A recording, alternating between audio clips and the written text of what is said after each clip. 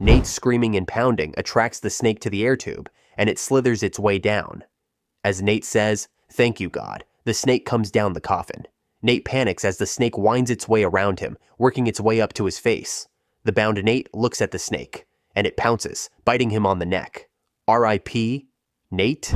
Nate is dead, and they just let it happen on screen like it was nothing. No warning. No dramatic farewell, no justice. Just a rattlesnake sliding down an air tube into a coffin buried beneath a retirement community, and a character we've watched for years biting into his neck while he's bound and helpless underground. That's how it ends for Nate Jacobs. Not in a fight, not in a moment of power. Buried alive, alone, and forgotten by almost everyone who was supposed to save him. And you know what? Nobody is talking about it the way they should be. Now here's the thing though. This wasn't just a shocking death scene. Not just that. This was a story the show had been building quietly for a long time, hiding it in plain sight while everyone was distracted by the louder storylines. And if you've been watching closely, you already felt this coming. You know, just like I know, that when a show opens an episode with the words, "There's a beginning, there must be an end," they're not just talking about one character. They're telling you something much bigger is wrapping up. But before I get to that, let's talk about what actually happened in this episode, because the way it unfolded was almost methodical, almost ritualistic. Nate had been buried underground with a single air tube, 72 hours of air, and nothing else. His brothers showed up looking for him. Cassie was screaming his name down into the ground. And still, they were too late. That's the part that gets me.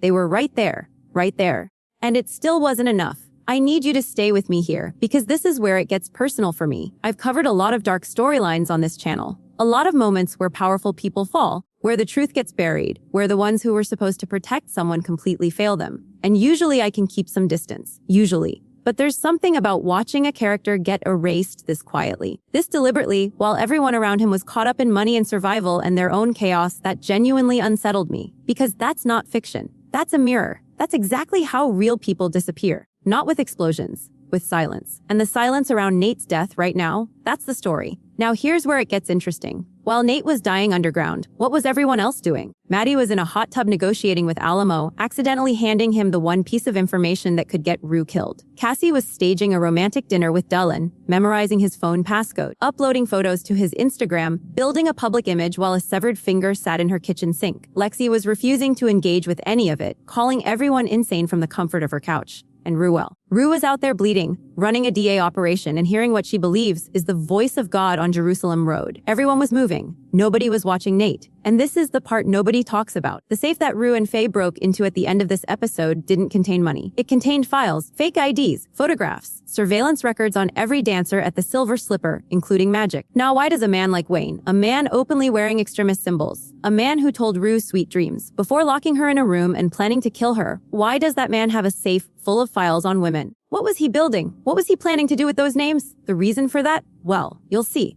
Because we're one episode away from what might be the series finale, not just a season finale, the series. And the pieces on the board right now are not set up for a happy ending. Rue is trapped with a Nazi who just got woken up by a scream.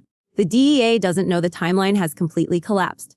Alamo now owns Cassie and Maddie, and he made sure they understood it when he brushed Maddie's cheek and told her it was about time she wised up. G is somewhere in the wings with a rifle, waiting, and Nate is dead. Let's just sit with that for a second. Nate is dead. Cassie opened that coffin and screamed, and the show just kept moving. That's the part that reveals everything about what this story is actually about. It's not about any one character surviving. It's about what happens to people when the systems around them, the people around them, the institutions around them, completely fail to show up in time. Ollie spent years keeping a book of the dead. Names and dates of every person he lost to addiction, people he called every single day during the pandemic, people he promised a bright future, and some of them still didn't make it. He said it himself. All your struggles prepared you for now. But prepared you for what exactly when now still ends in a coffin? Actually, let me rephrase that. Ollie wasn't saying struggle guarantees survival. He was saying struggle is the only thing that gives the ending meaning, whether the ending is redemption or tragedy. And Moses never reached the promised land. Ollie reminded Rue of that, said it quietly, over breakfast, in a moment that felt more like a warning than a comfort. Moses did everything right, followed every sign, led everyone forward, and still didn't get to walk through the door himself. So what does that mean for Rue? What does that mean for anyone in this story who's been doing the right thing for the wrong reasons or the right reasons at the wrong time?